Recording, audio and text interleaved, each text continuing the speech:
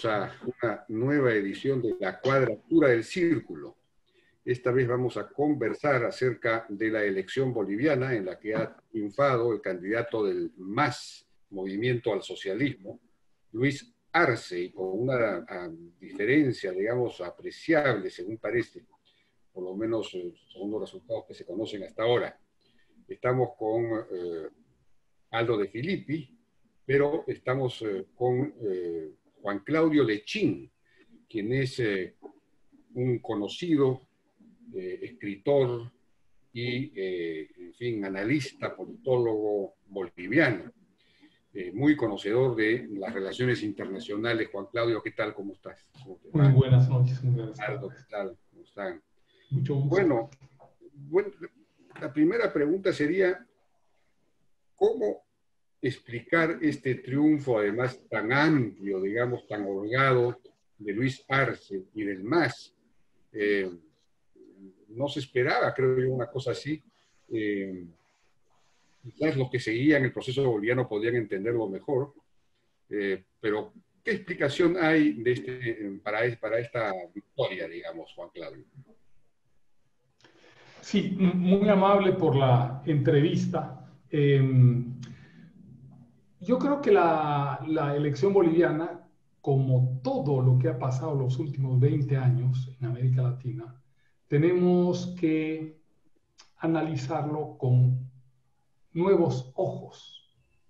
Creo que aplicar las viejas pautas políticas lo que ha hecho es que Chávez se quede en el poder muchos años, Maduro lo sustituya, Fidel Castro no salga incluso de muerto, se quede su hermano, que empiece una ofensiva a nivel continental a Chile, a Ecuador, en Estados Unidos, en Francia, los chalecos amarillos. O sea, creo que Bolivia hoy, con esta elección, con Evo Morales, estaba inscrito dentro de esta nueva ola, ¿no? Política populista de América Latina, pero también el mundo, ¿no? Cinque Stelle está en Italia, Podemos está en España, de tal manera que yo creo que hay que poner preguntas centrales, ¿no? Hasta ahora yo no conozco ningún dato, en el caso de las elecciones bolivianas, que me garantice que han sido elecciones limpias. No hay datos que corroboren que esas elecciones han sido elecciones limpias. Pero no hay una crítica, no hay una, digamos, una impugnación, no hay una objeción de los perdedores, digamos. Muchas. En Santa Cruz, Camacho acaba de reunir a 200.000 personas el día de ayer. En Cochabamba se han reunido las plataformas sociales. Están saliendo en todas las redes sociales bolivianas triples carnets con nombre de mujer y las fotos son de hombre. Muchas irregularidades. ¿Qué ha pasado?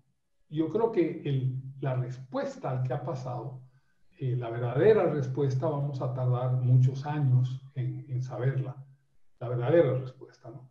Pienso que hoy tenemos que escudriñar, tenemos que bucear dentro de eso que ha sido el socialismo del siglo XXI y que ha logrado de una manera brillante, de una manera espectacular, de una manera muy astuta, distraernos de dónde están y que cada vez que querramos enfrentarlos, enfrentamos un fantasma porque no está ahí. Es como una realidad virtual a la que tocamos y en realidad no existe.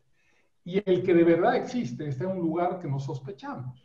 Entonces, yo pienso que eso, que forma parte de la vieja teoría comunista que fue desarrollada en la Unión Soviética, que Fidel Castro la ejecutó de una manera espléndida, brillante, que es la teoría del engaño, los soviéticos le llamaban la maskirovka, vuelve a reeditarse porque en general todos los populismos de América Latina abrevan de Cuba, y ya no es secreto para nadie que abrevan de Rusia, de las redes, de los bots y las redes rusas y de China, ¿no? De tal manera que hay un bloque antioccidental que hoy se presenta muy nítido en el mundo. No lo queremos ver. Han pasado 20 años desde que Chávez engañó a América Latina y Cuba se quedó con el petróleo Pero, venezolano. pero Juan Claudio, en el caso boliviano, en el caso de Evo Morales, estuvo 14 años en el poder y la política económica que él aplicó fue muy distinta a la que aplicó Hugo Chávez o luego Maduro. Digamos, él no entró en un proceso de expropiaciones masivas. Al principio hubo unos amagos de nacionalización del gas, que le llamaron nacionalización, pero en realidad nunca hubo una, digamos, nunca hubo un cambio de propiedad propiamente dicho, me parece. Y luego en general han dejado marchar al sector privado, ¿no? Entonces, y claro, pues se benefició mucho con los precios del gas muy altos, y entonces tuvo ingresos fiscales y pudo hacer obras, y entonces la economía boliviana creció como no había crecido antes. Entonces, me imagino que la gente recuerda eso, recuerda una vez, ahora en medio de la pandemia, de la restricción económica absoluta, recordará que estuvo bien en esa época y tiene a un ex ministro de Economía, justamente el que manejó ese proceso como candidato, y entonces dirá, bueno, si él nos sirvió, nos dio buenos resultados, entonces como presidente nos dará mejores resultados aún. Claro. Eso, me imagino que eso funciona como análisis. Claro. Quisiera separar en dos partes. Una es la de un modelo, ¿no? La del modelo de la instalación del populismo en América Latina. Y en líneas generales podemos decir que la instalación del populismo, del modelo que surge a partir de Chávez bajo una plantilla cubana, tiene dos etapas, a grosso modo. Tiene muchos otros detalles. Pero digamos, a grosso modo, tiene dos grandes etapas. La primera etapa es la toma del poder político y del poder militar. Y entre tanto dejan a la economía perfecta. No solamente perfecta, sino que le dan muchos beneficios a la empresa privada. Le dan, en el caso de Bolivia, el encaje bancario lo bajaron, le permitieron ganar fortunas inimaginables. Marturet, que es un venezolano, director del banco, murió hace un par de años, era amigo mío. Estuve con él en Nueva York el 2013, 14, 15 quizá. Y Marturet, que era director del Banco Mercantil, me dijo, yo creí en Chávez hasta el 2011, hasta el 2010, 2011. O sea, hasta que no le nacionalizaron el banco, él seguía creyendo en Chávez. O sea que tú crees que se viene una segunda etapa ahora con Arce y que van a empezar a expropiar, a estatizar. Sí, sí.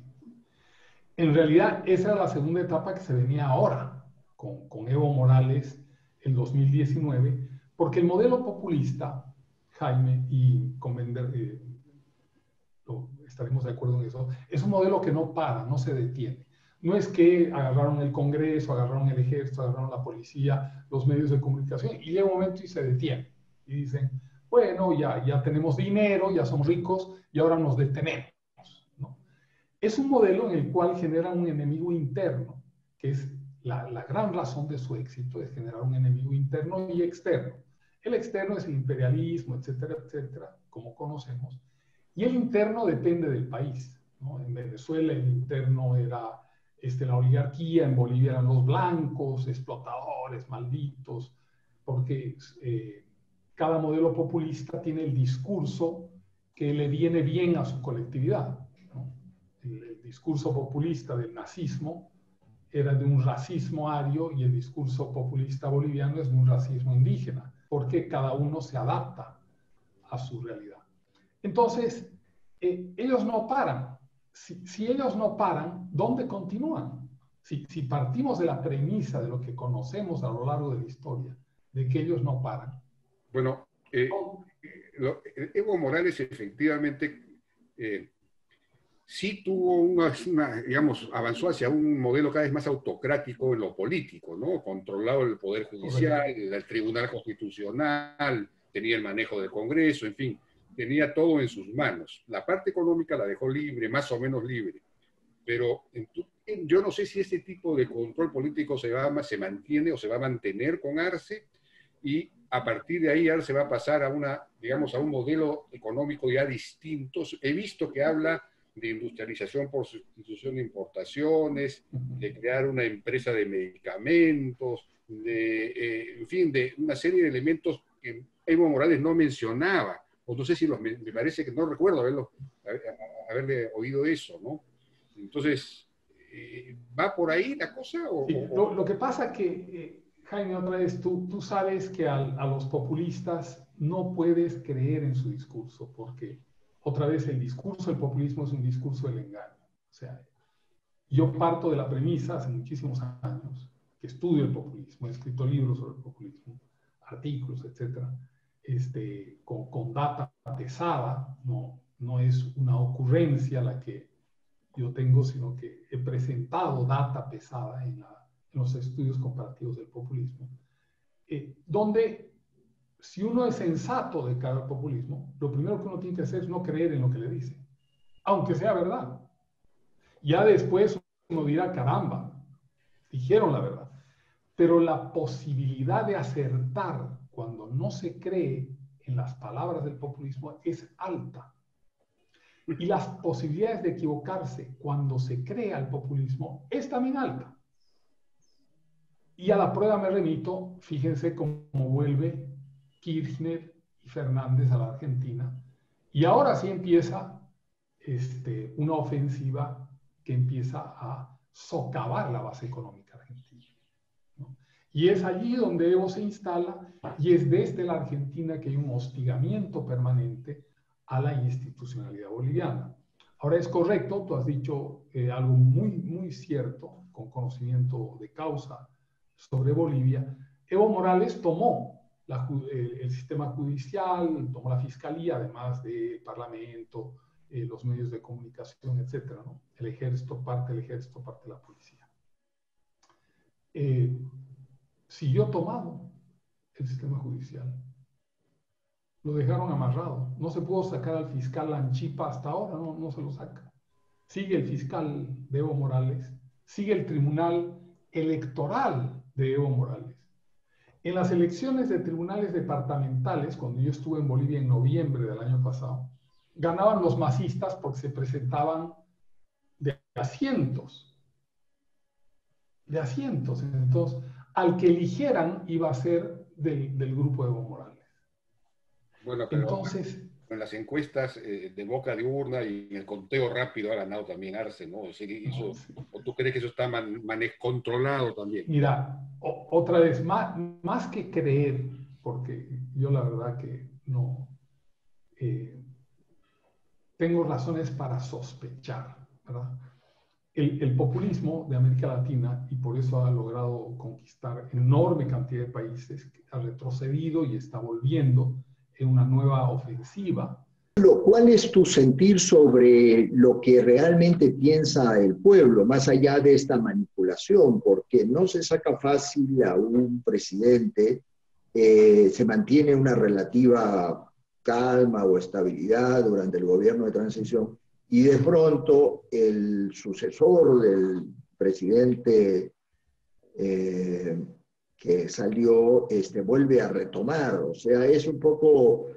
¿Dónde está no es consecuente, no es lógico? O sea, ¿por qué? ¿Qué es lo que siente el pueblo boliviano hoy día? ¿Cómo lo ves tú? ¿Tú crees que el pueblo en realidad mayoritariamente apoya al MAS y que siente que ha habido un fraude en las elecciones? Mi experiencia de este joven ha sido en los movimientos sociales y en las bases. Yo nunca he sido un político nunca he llegado a la política como ejercicio institucional. No he sido diputado, no he sido senador, he sido militante. He sido militante en los centros mineros, he sido militante en los centros campesinos, en los barrios marginales, en las universidades. De tal manera que alguna percepción tengo del pueblo, ¿no? El pueblo boliviano tiene una muy buena formación política, o por lo menos tenía. se enamoró de Evo Morales, y eso no me cabe la menor duda, y lo lleva a un triunfo con 56% en el año 2005. Evo Morales le cae una lluvia de dinero, como ha señalado Jaime, y hace crecer la economía con un dispendio brutal. La cantidad de hospitales, todos los hospitales que ha construido el gobierno en Bolivia en estos 14 años, no digo la mayoría, no digo casi todos, todos no funcionan porque es solamente el edificio. Estuvieron hechos para la propaganda en el viejo estilo populista, ¿verdad? Hacían cosas muy al estilo cubano, lo que hicieron los Fidel Castro con Rosafé. No sé si conocieron ese toro magnífico que Fidel Castro propagandizó en los años 80 como el semental del mundo, y su hija, que era una vaca que daba 110 litros de leche por día, ¿no? Que se llamaba Ubre Blanca. Y que al final la embalsamaron cuando murió Ubre Blanca y la pusieron en una caja de vidrio. Y tiene estatuas en Cuba, ¿no? Ubre Blanca. Todo para la propaganda, ¿no? Entonces, esa creación de la posverdad. Entonces, hicieron un aeropuerto en el Chapare, Evo Morales, y hay un chico que pasea por el aeropuerto en bicicleta filmando, y uno ve ese aeropuerto inmenso, inmenso, inmenso, vacío, vacío, lleno de tierra, tierra, tierra.